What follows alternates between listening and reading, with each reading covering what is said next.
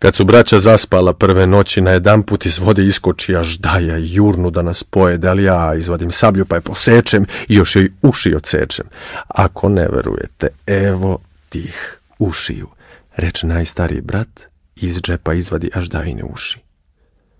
Kad to ču srednji brat i on reče kako je sljedeće noći dok je čuvao stražu iz drugog jezera iskočila dvoglava Aždaja. I ona je htjela da nas pojede, ja sam izvukao sablju i posekao joj obe glave. Ako ne verujete, evo 2 para Aždajinih ušiju, reče srednji brat i izvadi iz džepa dokaz. Za to vreme najmlađi brat je samo ćutao. Boga mi, momče, tvoja braća su junaci. Da čujemo, jesi li ti što god učinio od junaštva? Upita ga Mehandžija. I ja sam nešto malo učinio, poče najmlađi carević. Kad smo ono 3. noć zanoćili, dok ste vi, braćo, spavali, u neko doba zaljulja se jezero, ugasi vatru, a iz vode izađe troglava Aždaja i jurnu da nas pojede. Izvadim sablju i sve 3 glave joj odsečem, a ako ne verujete, evo 6 uveta od Aždaje.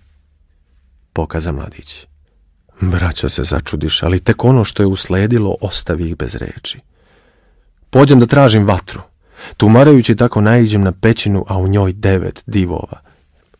Reče carević i sve im potanko ispriča šta je radio, kako ih je prevario i na kraju na bedemima grada svu 9 posekao. Ispričao je i da je u sobi najviše kule ubio zmiju koja je htjela da ujede usnulu devojku. Kad sve to ču vlasnik kafane, otrči caru po muštuluk. Car mu dade mnogo novaca i pošalje svoje ljude da dovedu tog junaka u grad, da ga upozna i da mu da ruku svoje kćeri. Kad 3 brata dođoše u carsku palatu, car upita najmlađeg među njima. Jesi li ti sve to čudo u ovom gradu počinio? Divove posekao i moju ćerku od smrti sačuvao? Jesam, čestiti care, odgovori mladić. Car mu dade ćerku za ženu i dozvoli mu da bude prvi do njega u carstvu. Vrać je nudio da ih oženi najlepšim dvorskim damama, ali oni zahvališe i rekoše da su već oženjeni, da bi radije njima da se vrate, jer one već sigurno brinu.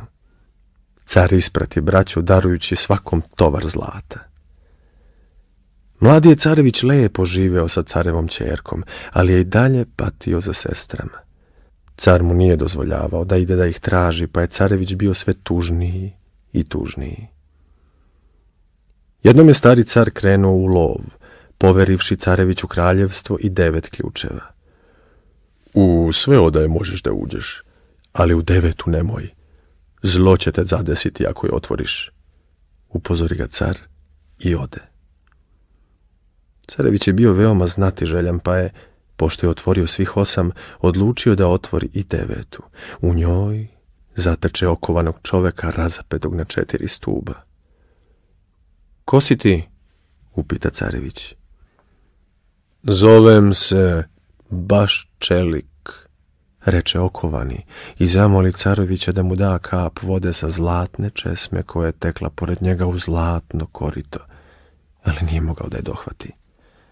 Carević je malo oklevao, ali čovek požuri da ga ubedi. Ako mi daš malo vode, poklonit ću ti život, reče.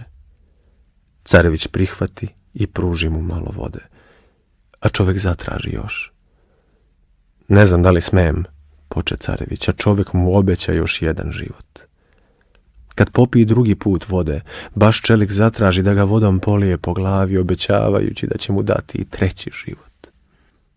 Kad carević to učini, Baščeliku se vrati takva snaga da on strgnu sa sebe sve okove, skoči kao munja, raširi krila i poleti i u isto vreme uze pod krilo carevićevu ženu i ponese je sa sobom.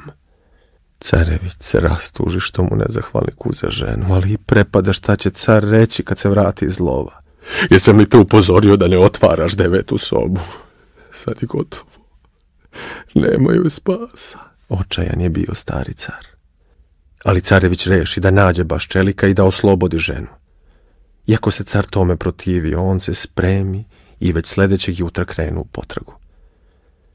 Putujući tako stigne u jednu varoš, a kad uđe, začu glas neke devojke koja ga dozivaše. Hej, careviću, sjaši s konja pa uđi u avliju. Kad carević uđe u avliju, u susret mu izađe devojka, on odmah prepozna svoju najstariju sestru, šire ruke, u lice se ljube. Kad sedoše na čardak, upita je brat ko je njen čovek za koga se udala. Moj čovek je zmajski car. Moram da te sakrijem pre nego što dođe, jer on ne voli ljude. Ja ću ga najpre kušati, a ako ti ništa neće, onda ću mu kazati da si došao, reče sestra. Tako i bi. Iste večeri, čim zmajski car pređe prag, namršti se. Ženo, ovde se osjeća ljudska kost, reče. A ona mu reče kako mu se to samo čini. Nego, da mi pravo kažeš, mužu, bi li ti mojoj braći naudio kad bi došla ovde? Onog najstarijeg i onog srednjeg bih odmah spržio. A onom najmlađem ne bih ništa, odgovori zmajski car. Pa kad je tako, da ti kažem da je najmlađi došao, reče najstarija sestra i pozva carevića. Kad se pozdraviše, carević mu ispriča da je krenuo da traži baš čelika koji mu je oteo ženu, a zmajski car pokuša da ga odgovori, jer je on baš prekjuče sreo baš čelika. Zadenuo se ljuti boj, ali zmajevi izgubiše, jer baš čelika nije moguće pobediti. Najbolje je da odustaneš. Ali, ako si tako uporan, evo ti jedno moje pero, pa kad budeš u nevolji ti ga zažeži i ja ću sa svojih 5000 zmajeva doći da ti pomognem. Carević zahvali i krenu dalje. U sljedećoj varoši opet ga sa nekog čardaka pozva druga devojka. Kad uđe u avliju, carević se oduševi, beše to njegova srednja sestra, ruke šire, u lice se ljube. Sestra pozva brata da sednu, a on je upita za koga se udala, ko je njen čovek. Ja sam se udala za cara Sokolskog. Moram da te sakrijem, jer ne voli ljude, ali kušat ću ga, pa ako ti ništa nažao neće učiniti, pozvaću te.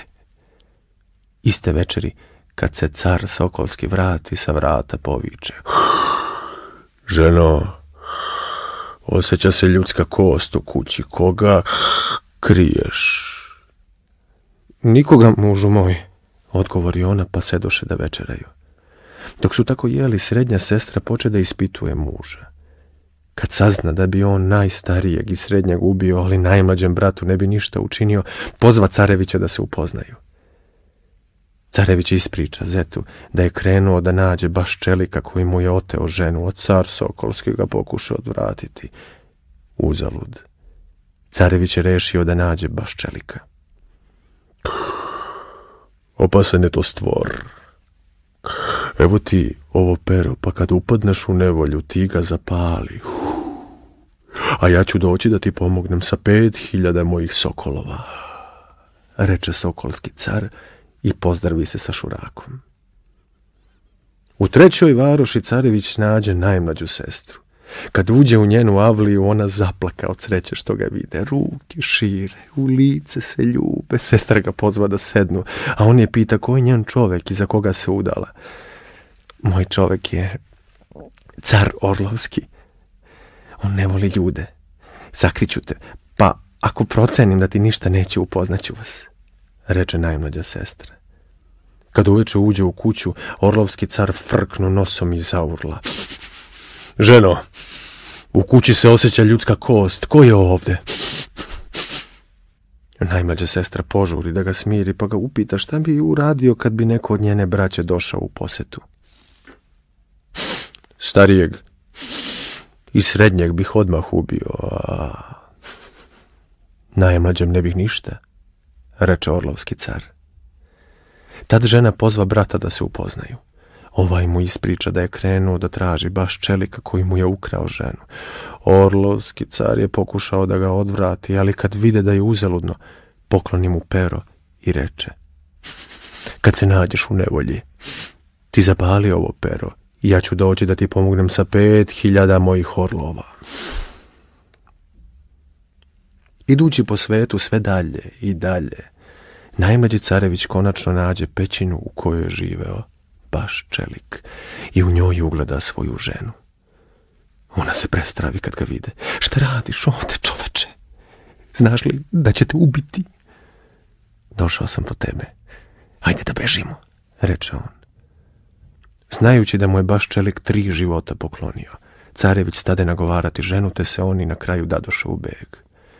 Baš čelik to, međutim odmah dozna i krene za njima, pa kad ih sustigne otme ženu i reče: sad ti opraštam onaj život što sam ti dao, ali više ne pokušavaj. Carević ostade razmišljajući šta da radi, pa sljedećeg dana ponovo ode do pećine i nagovori ženu da opet pobegnu, ali baš čelik i to doznade, pa ga opet sustignu. Želiš li da te ustrelim ili da te mačem posečem? Upita ga, pa se ipak predomisli. Ja ću sad drugi put da ti život poklonim, a ti se opameti i ne dolazi više po ženu, jer ću te ubiti. Zagreme baš čelik i odlete noseći ženu nazad u pećinu. Ali najmlađi carević nije odustajao. I 3. put je otišao po ženu, jer mu je 3. život preostao.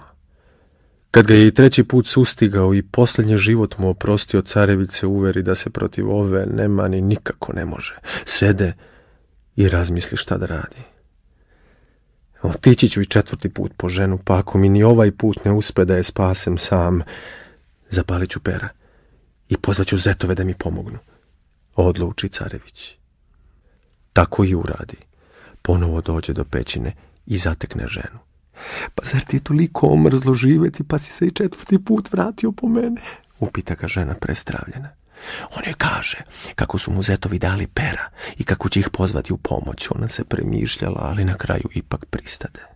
Pobegoše oni tako 4. put, a kad baš čelik to dozna, ražesti se žestoko i jurnu za beguncima. Carević odmah zapali pera, ali pre nego što su izgorela, sustiže ga baš čelik i poseče. Žena vrisnu.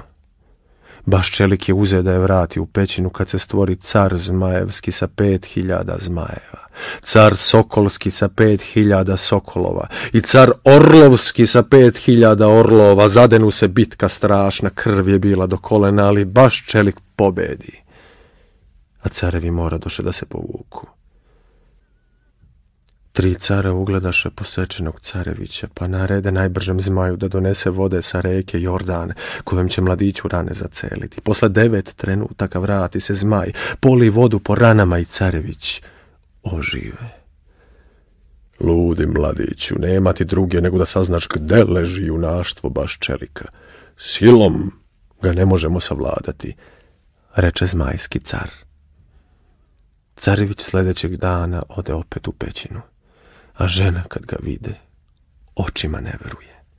On joj reče da je jedini način da savlada baš čelika da sazna gde leži njegovo junaštvo. Prepusti to meni, reče mu žena, i iste večeri zapita muža u čemu je njegova snaga i kako je uspeo onoliku silu zmajeva, sokolova i orlova savladati. Ima jedna lisica u šumi, a u lisice srce, a u srcu je ptica. Tu leži moje junaštvo, odgovorio je baš čelik.